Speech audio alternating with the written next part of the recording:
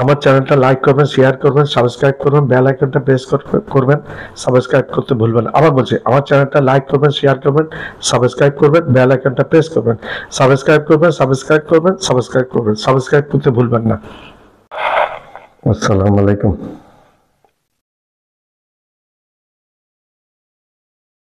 আজকে সাত সকালে বসছি আপনাদের সামনে দুটি কথা বলার জন্য। আশা করি মনোযোগ দিয়ে আমার ভিডিওটা না পেরে পুরো ভিডিওটা দেখবেন, লাইক করবেন, শেয়ার করবেন, সাবস্ক্রাইব করবেন, বেল আইকনটা প্রেস করবেন, সাবস্ক্রাইব করতে ভুলবেন না। এ ফলেন ডিক্টেটর, একটি পতিত স্বৈর শাসক।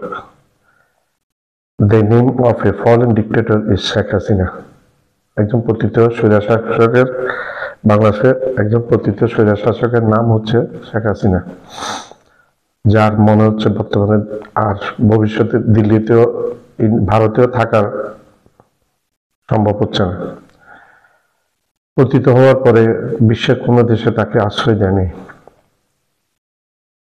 একমাত্র ভারত আশ্রয় দিয়েছে, কোনো একটি দেশ আশ্রয় দেয়নি। আমি পূর্বে ভিডিওতে অনেক বলেছি এটা, বিশ্বের কোনো দেশে আশ্রয় দেয় না, এবং একমাত্র ভারতের নরেন্দ্র মোদী দিয়েছে আশ্রয় ভারতে, এবং তাকে ওয়েল প্রোটেক্ট করে রেখেছিল।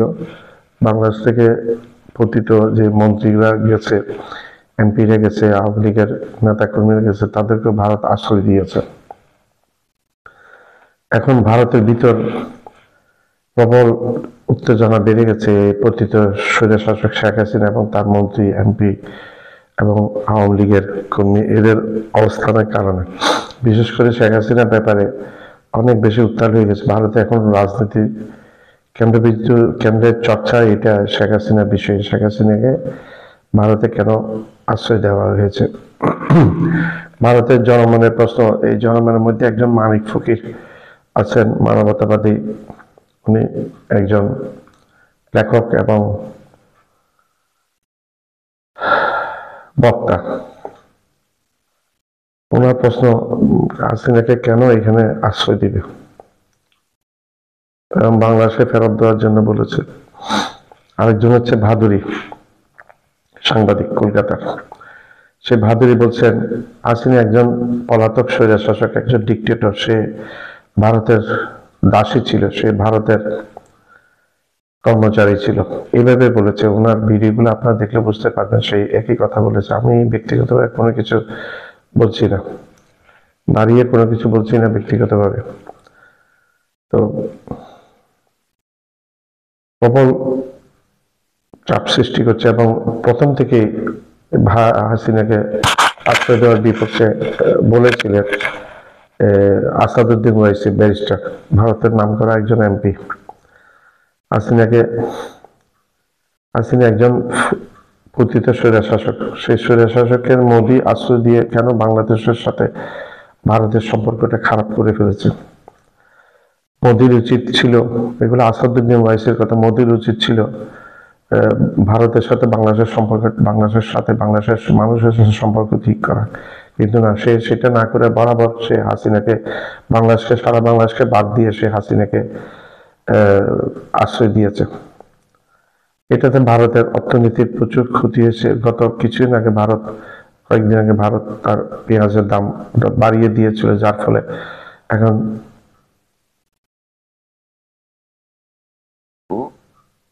ডক্টর মোহাম্মদ ইউনূস প্রধান উপদেষ্টা পেঁয়াজ আমদানি করছে ভারতের পরিবর্তে বিকল্প পাকিস্তান এবং চীন থেকে। ভারতের মাথায় হাত। সৌদি আরব ভারত থেকে পেঁয়াজ আমদানি করত, সৌদি আরব এখন ভারতকে বয়কট করে পেঁয়াজ আমদানি করছে চীন এবং পাকিস্তান থেকে, বাংলাদেশের মতো। কারণ সৌদি আরবে মানুষ দেখছে যে কিভাবে মসজিদগুলো ভাঙছে, কিভাবে মুসলমান নির্যাতন করছে। বাবরি মসজিদ ভেঙে ফেলা এবং বিভিন্ন মসজিদগুলাকে ভাঙা, 200-250 উপর মসজিদ ভাঙা, মুসলমানদেরকে নির্যাতন করা, এগুলো সৌদি আরবের শাসকরা বর্তমানে দেখতেছে এবং বুঝার চেষ্টা করছে তারা। যার ফলশ্রুতিতে তারা ভারতকে বয়কট করে পেঁয়াজ পাকিস্তান এবং চীন থেকে আমদানি করছে। বাংলাদেশ যেভাবে পাকিস্তান এবং চীন থেকে আমদানি করছে। গত কয়েকদিন আগে একটা দুবাইতে ইয়ার শো হয়েছিল, বিভিন্ন দেশের জঙ্গি বিমানগুলার মহড়া চলছে। সেখানে ভারতের নির্মিত তেজস জঙ্গি বিমান খুব খারাপভাবে ভূপাতিত হয়ে পাইলট সহ নিহত হয়েছে, যার ফলশ্রুতিতে শোনা যায় দুবাই ওই শোতে ভারতকে 10 বছরের জন্য নিষিদ্ধ করেছে। ভারত যে তার প্রতিবেশীদের কোনো একটা দেশের সাথে 7-8টা দেশের সাথে কোনো সম্পর্ক ভালো নাই, সেটা এখন বুঝতে পারছে কিনা জানি না। নেপাল তাদের 100 টাকা না কত টাকা একটা নোট বের করেছে, সে নোটের মধ্যে নেপালের মানচিত্রে নেপালের মানচিত্রে ভারতে কিছু অংশ দেখিয়েছে, এবং চীনও এখন অরুণাচল প্রদেশকে চীনের অংশ হিসেবে দাবি করছে। চীনের একজন মন্ত্রী বলেছে অরুণাচল প্রদেশ চীনের একটি অংশ।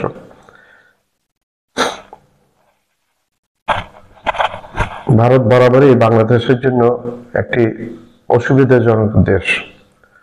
সেই পাকিস্তান আমরা যখন পূর্ব পাকিস্তান ছিলাম তখনই, এখনো এবং ভবিষ্যতেও থাকবে।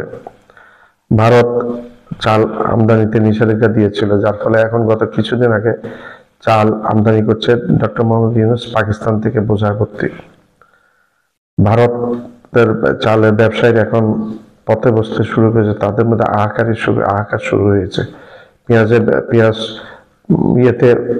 মাটিতে ছড়িয়ে দিচ্ছে ব্যবসায়ীরা। বস্তা বস্তা পেঁয়াজ বাংলাদেশের সীমান্তে এসে বাংলাদেশে ঢুকতে পারেনি, যার ফলে এই পেঁয়াজগুলো নষ্ট হচ্ছে। পক্ষান্তরে চীন সেই সুবিধাটা নিচ্ছে, চীন এবং পাকিস্তান থেকে আমদানি করছে প্রচুর পরিমাণে। এক শিপুরা চাল চলে আসছে পাকিস্তান থেকে। এটা ভারতের অর্থনীতির জন্য মারাত্মক একটা প্রভাব বিস্তার করবে, সেটা অলরেডি করেছে।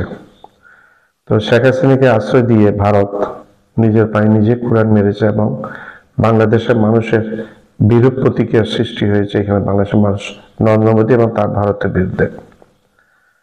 যতই বাংলাদেশের এই পতিত স্বৈর শাসক এবং আওয়ামী লীগকে যতই আশ্রয় প্রশ্রয় দিবে, তত বাংলাদেশের মানুষ বিরূপ হয়ে যাবে। কারণ এই হাসিনাকে বাংলাদেশের একটি জনপ্রিয় রেভলিউশন অর্থাৎ বিপ্লবের মাধ্যমে হাসিনাকে উৎখাত করা হয়েছে, ছাত্র বিপ্লবের মাধ্যমে। এই কথাটি বলেছেন ব্যারিস্টার আসাদুদ্দিন ওয়াইসি, ভারতের এমপি। বলেছে একটা পপুলার রেভলিউশনের মাধ্যমে হাসিনাকে উৎখাত করেছে বাংলাদেশের মানুষ। সেই বাংলাদেশের মানুষের পক্ষে না গিয়ে ভারত গিয়েছে শেখ হাসিনার পক্ষে।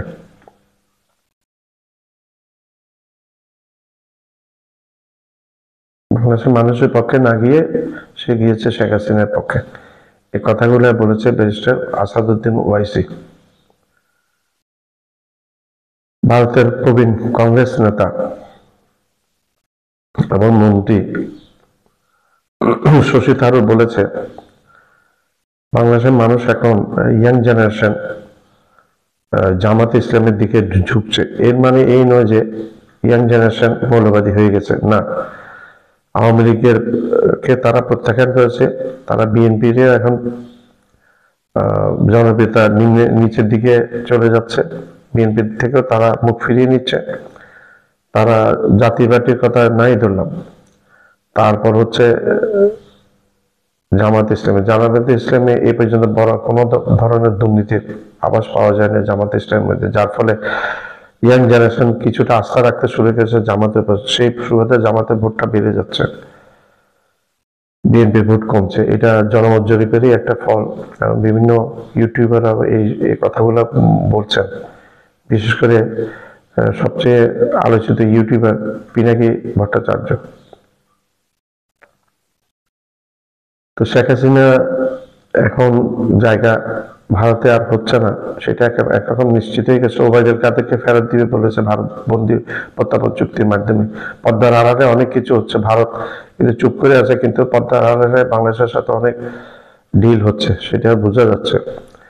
আমরা আশা করি যতগুলো স্বৈরাচার ভারতে গিয়ে আশ্রয় নিয়েছে, সেটা নেতা হোক কর্মী হোক, সবগুলোকে বাংলাদেশে এসে এনে যারা যারা এই জুলাই আগস্টের হত্যাকাণ্ডের সাথে জড়িত তাদেরকে বিচারের আওতায় নিয়ে আসা, এটা বাংলাদেশের মানুষের একমাত্র বাংলাদেশের মানুষের চাহিদা। আর না হলে বাংলাদেশে কোনোদিন শুদ্ধ মানে বাংলাদেশ কোনোদিন শুদ্ধ মানে আবার পরবর্তীতে আরো স্বৈরা শাসকের জন্ম নিবে। শেখ হাসিনাকে ভারত প্রথমে শুনে গিয়েছিল বেলারুসে পাঠিয়ে দিবে, কিন্তু পরে কোনো শুনে মরিশাস এবং আরেকটা দেশ আছে, মরিশাস এবং পাপুয়া নিউ গিনি না, মরিশাস এবং আরেকটা পাশে আরেকটা দেশ আছে, এগুলো বিচ্ছিন্ন অনেকটা বাংলাদেশের থেকে বিচ্ছিন্ন, এই সমস্ত দ্বীপে পাঠিয়ে দেবে, দ্বীপ রাষ্ট্র দ্বীপে পাঠিয়ে দিবে। কিন্তু এখন শোনা যাচ্ছে এই স্বৈরাচারী ওইখানে যাওয়ার জন্য প্রস্তুত, সে রেডি হয়েছে আমেরিকা যাওয়ার জন্য। তার ছেলে আমেরিকা আছে, সে আমেরিকায় যাবে, আমেরিকা গিয়ে তার ছেলেকে বিবাহ করাবে। তার ছেলে এখন ডিভোর্স, দুইটা বিবাহ করে নাই তার সাথে।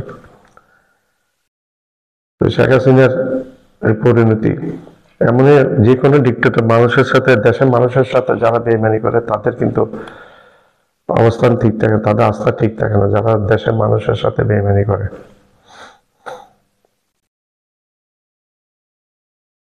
দেশের মানুষের সাথে যারা বেইমানি করে তারা কিন্তু ঠিক থাকতে পারে না, তাদের আল্লাহ ঠিক রাখে না। ডিক্টেটরদের পরিণতি কিন্তু খুব ভয়ঙ্কর হয়।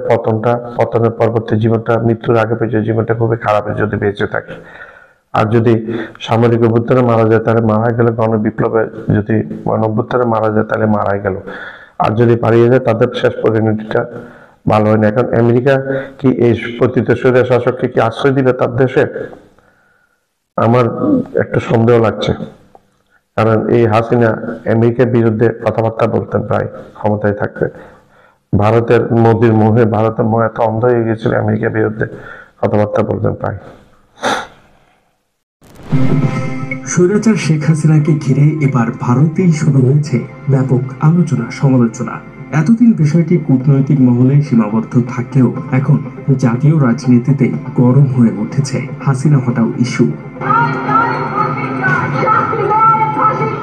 এরই মধ্যে হাসিনা কামাল কাদেরকে আর কতদিন মেহমানদারি করবে দিল্লি, এমন প্রশ্ন তুলেছে বিরোধী দল সহ বিভিন্ন মহল।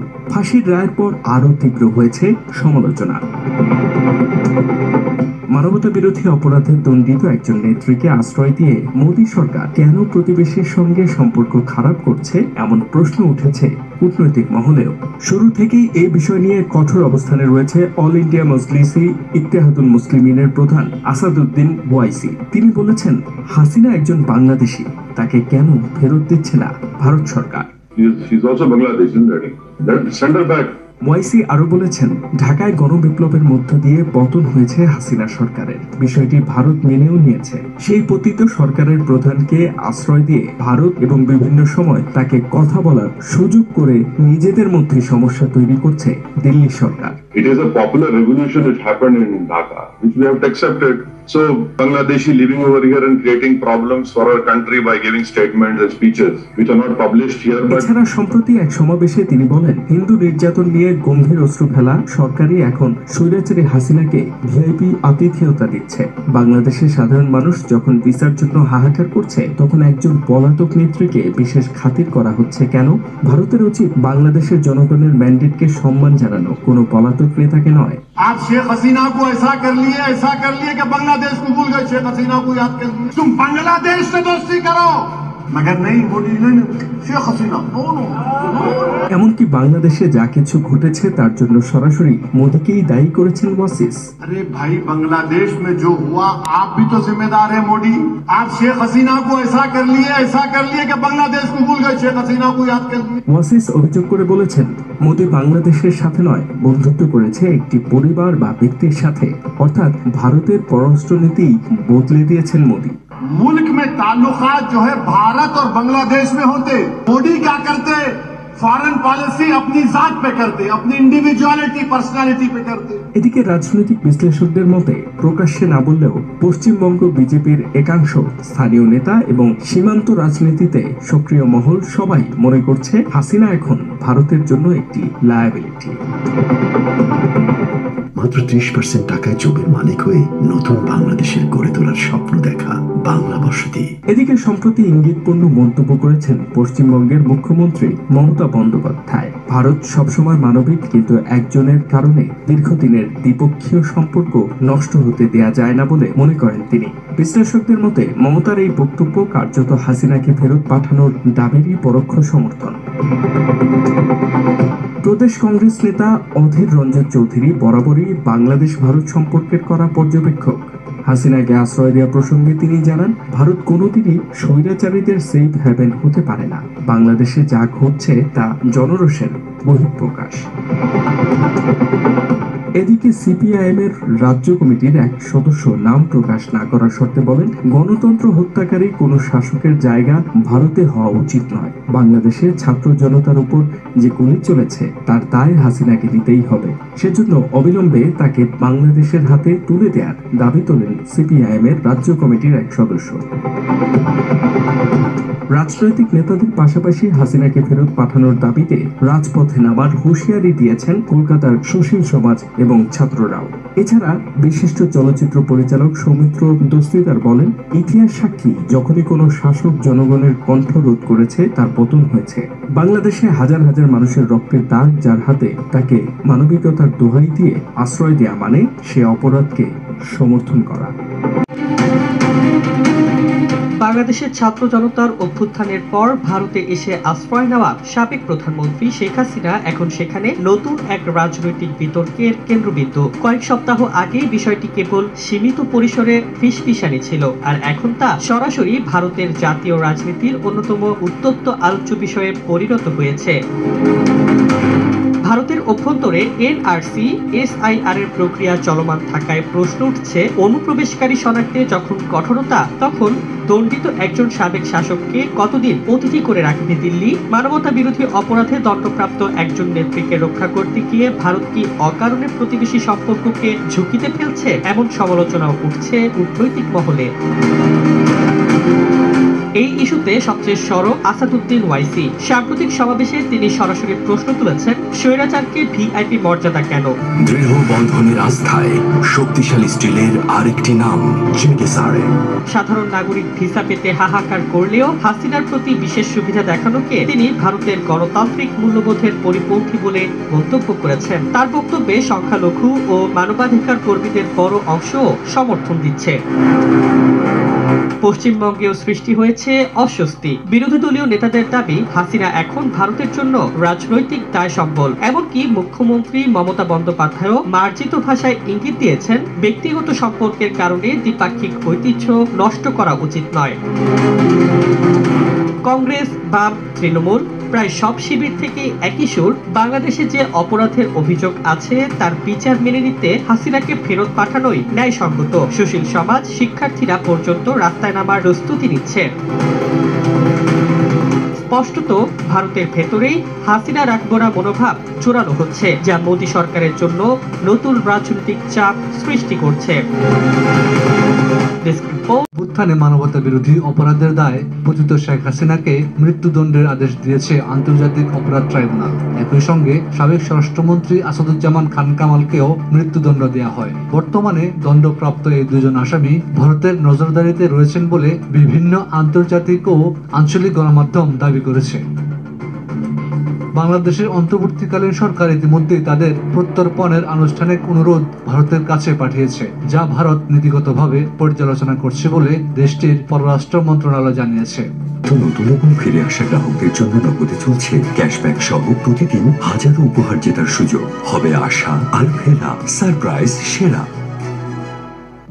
কলকাতার বাংলাদেশের কয়েকটি গণমাধ্যমের প্রতিনিধিরা জানান, একটি গোয়েন্দা সংস্থার তথ্যের ভিত্তিতে দণ্ডপ্রাপ্ত আসাদুজ্জামান খান কামালকে কলকাতার একটি গোপন স্থানে রাখা হয়েছে। অন্যদিকে পলাতক শেখ হাসিনার বিষয়ে ভারত উচ্চ পর্যায়ে পর্যালোচনা চালাচ্ছে। ভারতীয় পররাষ্ট্র মন্ত্রণালয়ের মুখপাত্র রণধীর জয়সওয়াল জানান, বাংলাদেশের পাঠানো অনুরোধটি নীতিগত প্রক্রিয়া অনুযায়ী যাচাই করা হচ্ছে।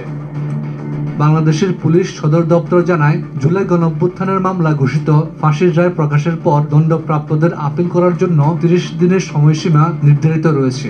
রায়ের পরবর্তী পর্যায়ের বিচারিক প্রক্রিয়া অনুসরণ করে ইন্টারপোলে নোটিশ জারি করার প্রস্তুতি চলমান। বাংলাদেশ সরকার মনে করছে ভারতীয় কর্তৃপক্ষ সহযোগিতা করলে দণ্ডিতদের বিচারিক প্রক্রিয়ার আওতায় ফেরানো সহজ হবে।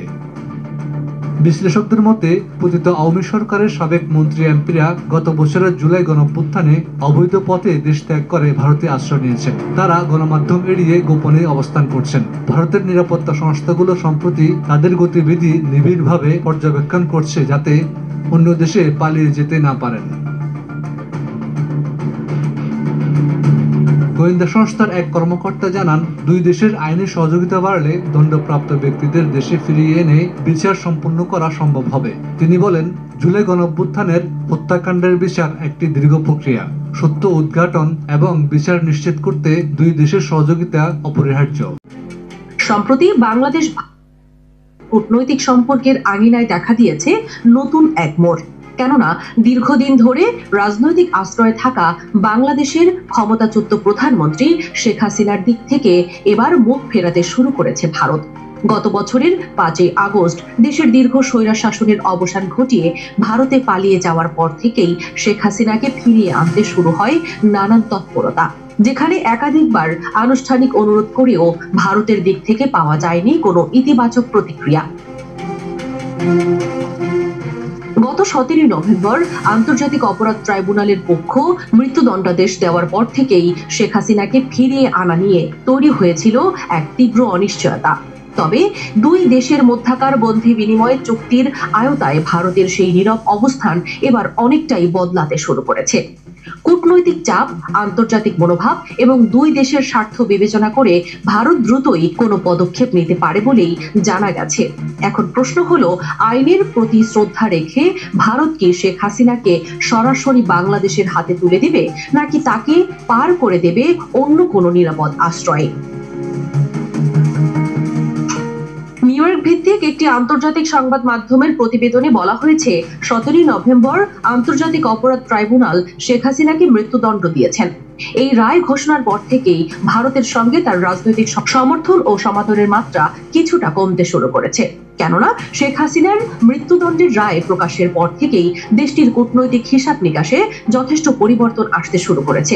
দীর্ঘদিন ধরে ভারতে তার অবস্থান ও রাজনৈতিক কার্যকলাপের সঙ্গে দেশটির সম্পর্ক স্থিতিশীল মনে হলেও এখন সেই সম্পর্ক কিছুটা শিথিল হয়ে এসেছে। এই পরিস্থিতিকে আরো জটিল করে তুলেছে 2013 সালে করা বাংলাদেশ ভারত বন্দি বিনিময় চুক্তি। শেখ হাসিনার নিজ হাতে করা সেই চুক্তি এবার কেড়ে নিতে শুরু করেছে তার নিরাপদ আশ্রয়। সেই চুক্তির মাধ্যমেই বাংলাদেশ সরকার এবার পদক্ষেপ নিয়েছে শেখ হাসিনাকে দেশে ফেরানোর। রাজনৈতিক বিশ্লেষকরা বলেছেন, এই রায় শুধুমাত্র শেখ হাসিনার রাজনৈতিক জীবনেই প্রভাব ফেলেনি, বরং দুই দেশের মধ্যকার কূটনৈতিক সম্পর্ককেও সরাসরি প্রভাবিত করেছে। ভারতের নীরব অবস্থান, বাংলাদেশের আইনি তৎপরতা এবং আন্তর্জাতিক মনোভাব সবকিছু মিলিয়েই ভারত এবার বেশ চাপেই পড়েছে। বর্তমান অবস্থায় ভারতের পক্ষ থেকে বাংলাদেশের ক্ষমতাচ্যুত প্রধানমন্ত্রী শেখ হাসিনাকে নিয়ে নতুন ধরনের পরিকল্পনা করা হচ্ছে বলে জানা গেছে। সূত্রের খবর অনুযায়ী আশ্রয়দাতা দেশ হিসেবে ভারত চাইছে হাসিনাকে অন্য কোনো দেশে পাঠিয়ে দিতে, যেখানে তার অবস্থান হবে যথেষ্ট নিরাপদ ও নিয়ন্ত্রিত। সম্ভাব্য আশ্রয়স্থল হিসেবে বিবেচনা করা হচ্ছে মরিশাস বা ফিজি দ্বীপপুঞ্জের মতো দূরবর্তী এবং বিচ্ছিন্ন এলাকাকে। তবে শেখ হাসিনার ব্যক্তিগত লক্ষ্য আরো দূরে। আমার চ্যানেলটা লাইক করবেন, শেয়ার করবেন, সাবস্ক্রাইব করবেন, বেল আইকনটা প্রেস করবেন, সাবস্ক্রাইব করতে ভুলবেন না। আবার বলছি, আমার চ্যানেলটা লাইক করবেন, শেয়ার করবেন, সাবস্ক্রাইব করবেন, বেল আইকনটা প্রেস করবেন, সাবস্ক্রাইব করবেন, সাবস্ক্রাইব করবেন, সাবস্ক্রাইব করবেন, সাবস্ক্রাইব করতে ভুলবেন না।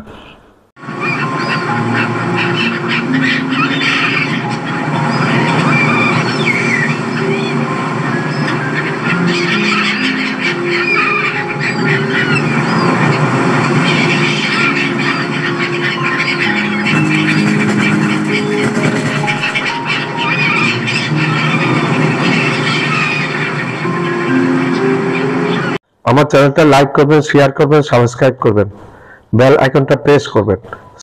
আমার চ্যানেলটা লাইক করবেন, সাবস্ক্রাইব করবেন, শেয়ার করবেন, বেল আইকনটা প্রেস করবেন, সাবস্ক্রাইব করতে ভুলবেন না।